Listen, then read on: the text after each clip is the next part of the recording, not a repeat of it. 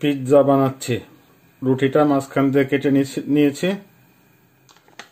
এখন মাঝখানে দিচ্ছি কেচাপ।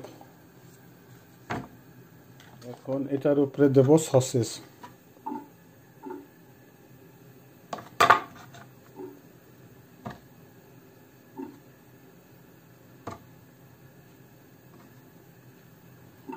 এর উপর দিয়ে দেব কাটা পনির।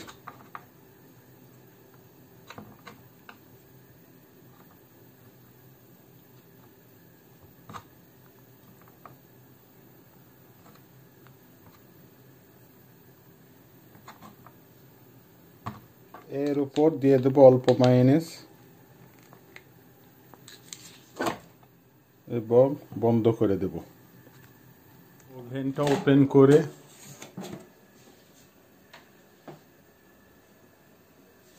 দিয়ে দেব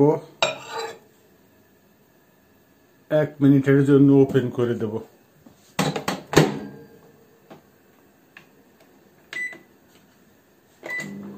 হয়ে গেল আমার পিৎজা।